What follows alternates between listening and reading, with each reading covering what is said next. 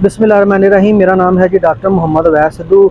आज का जो टॉपिक हम डिस्कस करने लगे हैं वो है uterine involution in dairy cows. In simple word के जब एक काउ बच्चा देती है, बच्चादानी होती है या जो उसका रिप्रोडक्टिव ट्रैक होता है उसका साइज़ बड़ा हो जाता है, उसका जो डायामीटर होता है वो भी बड़ा हो जाता है और उसकी लेंथ, उसका वेट होती, तकरीबन सारी चीज़ें बड़ी हो जाती हैं। तो जब एक काउ बच्चा दे देती है तो उसकी जो बच्चादानी होती है वो अपनी नॉर्मल पोजीशन में, अपनी नॉर्मल साइज़ में, वेट में आ जाती है। तो उस प्रोसेस को हम कहते हैं यूट्राइन इन्वोल्यूशन के। जानवर अपने आप को दोबारा कंसीव होने के लिए तैयार करता है, उसको हम कहते हैं यूट्राइन इन्वोल्यूशन। उसकी जो रिप्रोडक्टिव ट्रैक होता है वो अपनी नॉर्मल ओरिजिनल पोजीशन में आ जाता है, शेप में आ जाता है, तो उसको हम कहते हैं यूट्राइन इन्वोल्यूशन। यूट्राइन इन्वोल्यूशन क्यों ज़रूरी है डेयरी काउज में? जो डिले होने की वजह से जो कॉन्सिक्वेंसेस आते हैं वो कौन से होते हैं वो हम डिस्कस करेंगे, और कौन से ऐसे फैक्टर्स हैं जिनकी वजह से यूट्राइन इन्वोल्यूशन डिले हो जाती है, और हमने यूट्राइन इन्वोल्यूशन की मतलब जो डिले हो जाती है उसकी कैसे मैनेजमेंट करनी है, उसको हमने कैसे कोप अप करना है, वो सारा हम इस वीडियो में डिस्कस करेंगे। और अगर आप मेरे यूट्यूब चैनल के ऊपर नए हैं तो काइंडली आप मेरे यूट्यूब चैनल को सब्सक्राइब करें ताकि आपको मज़ीद इंफॉर्मेटिव एंड टेक्निकल वीडियोज़ मिल सकें डेयरी से रिलेटेड। शुक्रिया। अगर हम बात करें यूट्राइन इन्वोल्यूशन की, तो यूट्राइन इन्वोल्यूशन कितने दिनों में मुकम्मल होती है? हेल्दी काउ में तकरीबन 25 से 55 दिन तक जो यूट्राइन इन्वोल्यूशन तकरीबन हो जाती है। अगर हम एक एवरेज इसकी बात करें तो वो तकरीबन 40 दिन तक जो यूट्राइन इन्वोल्यूशन है वो एक काउ में, एक डेयरी काउ में वो हो जाता है। अगर हम बात करें कि यूट्राइन इन्वोल्यूशन वो एक कैसी होती है, ये 3 ओवरलैपिंग प्रोसेस होते हैं। उसमें सबसे पहले आ जाती है यूट्राइन कंट्रैक्शन, उसके बाद आ जाती है लॉस ऑफ टिश्यू, और तीसरा उसमें आ जाता है टिश्यू रिपेयर। ये 3 ओवरलैपिंग प्रोसेस हैं जिनकी वजह से यूट्राइन इन्वोल्यूशन मुकम्मल होती है। अगर हम बात करें कि एक काउ प्रेग्नेंट है, उसके ग्रेविड हॉर्न्स हैं, तो प्रेगनेंसी के टाइम जो यूट्रस है, जो उसकी बच्चादानी होती है, जो उसका रिप्रोडक्टिव ट्रैक होता है, उसकी अगर हम बात करें वेट की, वो तकरीबन 10 केजी तक उसका वेट चला जाता है। और उसकी अगर हम डायमेंशन, उसकी लेंथ की बात करें तो वो तकरीबन 1 मीटर लॉन्ग तक उसकी जो लेंथ वो हो जाती है। तो अगर हम बात करें यूट्राइन इन्वोल्यूशन के बाद एक नॉर्मल रिप्रोडक्टिव ट्रैक की जो उसका वेट होता है वो तकरीबन 0.8 केजी से 1 केजी तक उसका जो नॉर्मल वेट होता है, एक मतलब इन्वोल्यूशन के बाद एक यूट्रस का, एक रिप्रोडक्टिव ट्रैक का। अगर हम बात करें उसकी लेंथ की, वो तकरीबन 25 सेंटीमीटर तक उसकी लेंथ होती है यूट्राइन इन्वोल्यूशन के बाद। यूट्राइन इन्वोल्यूशन का जो प्रोसेस होता है वो कैसे अकर होता है काउ में बच्चा देने के बाद? ये एक डिक्रीजिंग लॉगरिथमिक स्केल के थ्रू होता है।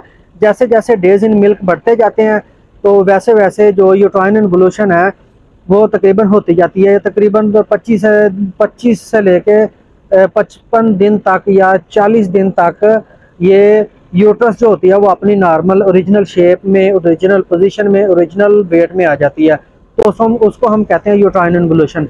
तो ये क्यों ज़रूरी है? तो क्योंकि ये ज़रूरी इसलिए है कि जानवर जो भी बच्चा देता है वो अपने आप को अगली ब्रीडिंग के लिए, अगली इंसेमिनेशन के लिए तैयार कर लेता है, उसको हम कहते हैं यूट्राइन इन्वोल्यूशन।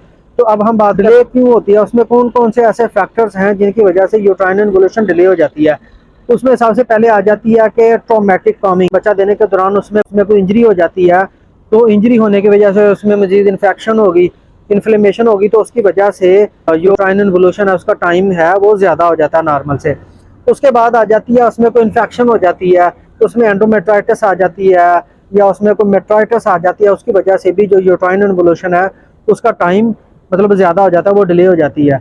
अगर हम उसको पुअर फीडिंग दे रहे हैं, अगर हम उसको बैलेंस डाइट नहीं दे रहे, उसको मिल्क फीवर, अगर कैल्शियम की डेफिशिएंसी होगी तो उसमें मिल्क फीवर आएगा। अगर उसको हम एनर्जी डेफिशिएंट दे रहे हैं तो उसमें कीटोसिस के चांसेस होंगे। तो कीटोसिस और मिल्क फीवर की वजह से भी जो यूट्राइन इन्वोल्यूशन है वो डिले हो जाती है। नॉर्मल अगर एक एनिमल की हेल्थ अफेक्ट होती है पोस्टमार्टम पीरियड में तो उसकी वजह से यूट्राइन इन्वोल्यूशन डिले हो जाती है। हम बात करते हैं अगर यूट्राइन इन्वोल्यूशन डिले होती है तो उसकी वजह से जो कॉन्सिक्वेंसेस आते हैं वो कौन कौन से होते हैं? अगर हम बात करें कि यूट्राइन इन्वोल्यूशन अगर डिले हो जाती है तो उसमें कौन से कॉन्सिक्वेंसेस आएंगे एनिमल के ऊपर, उसकी बॉडी के ऊपर, उसके रिप्रोडक्टिव ट्रैक के ऊपर, उसकी रिप्रोडक्टिव एफिशिएंसी के ऊपर।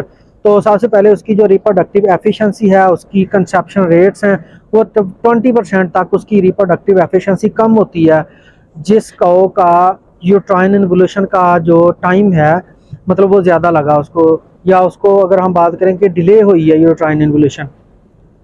उसके बाद अगर हम बात करें उसमें इनफर्टिलिटी के प्रॉब्लम्स आएंगे, एनिमल एक प्रेग्नेंट नहीं हो रहा तो उसको हम कॉल करेंगे, तो ये भी एक कॉन्सिक्वेंसेज है। तो दूसरा, एनिमल का जो कमिंग इंटरवल है वो भी ज़्यादा होगा। उसके बाद इकोनॉमिक लॉसेज होंगे, जैसे जैसे एक एनिमल की जो कमिंग इंटरवल है वो ज़्यादा होगी तो ऑटोमेटिकली इकोनॉमिक लॉसेज होंगे।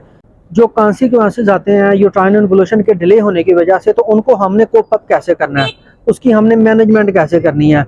सबसे पहले हमने उसकी करनी है फीड मैनेजमेंट। सबसे पहले हमने ड्राई काउ मैनेजमेंट उसकी करनी है कि उसमें एक तो उसका BCS ज़्यादा ना हो, तकरीबन 4 से ज़्यादा, उसका 3.5 3.5 से BCS उसका ज़्यादा ना बढ़े। अगर 4 या 4 से उसका BCS ज़्यादा होता है तो उसकी वजह से एनिमल की जो बॉडी है उसका जो वेट है वो ज़्यादा हो जाता है, वो एनिमल ओबीज हो जाता है, तो उसकी वजह से कामिंग के प्रॉब्लम्स आते हैं, उसमें डिस्ट्रोफिया आता है, उसमें असिस्टेड कामिंग आती है। और दूसरी बात, अगर हम उसको अंडरफेड करते हैं, अगर हम उसका BCS प्रॉपर 3.5 तक मेंटेन नहीं करवाते तो एनिमल वीक रह जाता है, तो उसकी वजह से भी एनिमल वीक होगा। तो जैसे जैसे एनिमल वीक होगा तो उसकी हेल्थ अफेक्ट होगी, तो उसकी वजह से भी में जो यूट्राइन इन्वोल्यूशन है उसका टाइम ज़्यादा लगेगा। दूसरा, अगर हम बात करें उसकी कामिंग की, तो कामिंग के दौरान हमने उसकी जो कामिंग मैनेजमेंट है वो प्रॉपर हाइजीनिक तरीके से करवानी है, प्रॉपर ग्लव्स यूज़ करवाने हैं।